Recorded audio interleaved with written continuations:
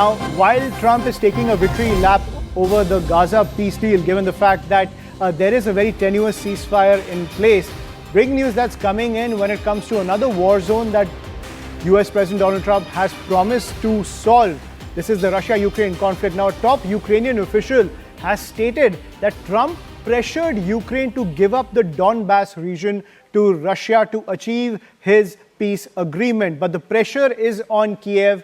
That is the pitch that's coming in from a top Ukrainian official, that the Trump administration has been putting pressure on the Ukrainian government to give up the critical Donbas region in order to achieve that understanding with Vladimir Putin, which is a huge concession coming in from the nation of Ukraine. That is the demand that's coming from US President Donald Trump, as per a top Ukrainian official, something Zelenskyy has not agreed to. But the pitch that's coming in from the Kyiv regime is that Donald Trump has been putting pressure on the Ukrainian government to give up that crucial Donbas region to Russia to achieve some sort of a ceasefire. I'm joined by my colleague Akanksha Swaroop on the broadcast. So Akanksha, we've been seeing the tone and tenor of the Trump administration. He knows that Putin is not going to budge. He wants this win on the global stage and hence pressure on Ukraine.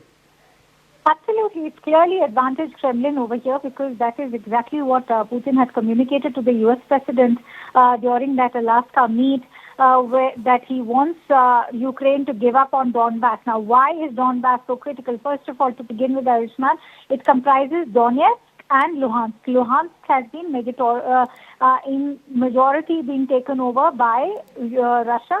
30% of Luhansk is still, occupied by Ukraine, which is what Russia also wants. And remember, this is minerally a very rich region. It's the eastern part of Ukraine as far as Donbas is concerned. And it is also industrially very densely sort of industrialized. So that is one critical reason why the Ukrainian President Zelenskyy was against the idea of giving this up. But knowing Putin, the U.S. President also knows that this is almost reached a point where he'll be flogging the dead horse, and there is clearly a stalemate. It's also impacting the U.S. President's own reputation, somebody who had claimed to dissolve the entire war within 24 hours after taking over the White House. And he's not been able to do so. It's proven to be one of the biggest foreign policy challenges, in fact, for the U.S. President.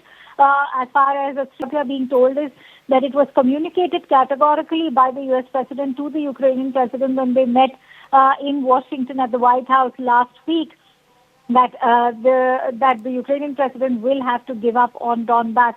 How much of it can be welcomed by Ukraine, given that Zelenskyy has always been vehement that he will not be giving up Donbas. But remember, hundreds and thousands of Ukrainian soldiers have died. There's much war fatigue creeping in.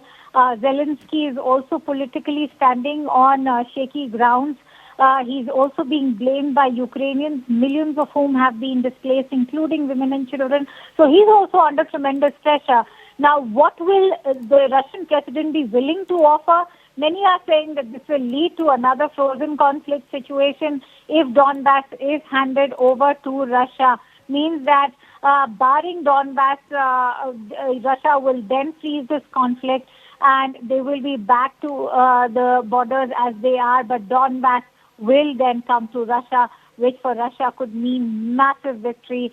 What this could mean for Ukraine is something which will be now negotiated between the Ukrainian officials and the U.S. president, especially when it comes to security guarantees. Ayushman.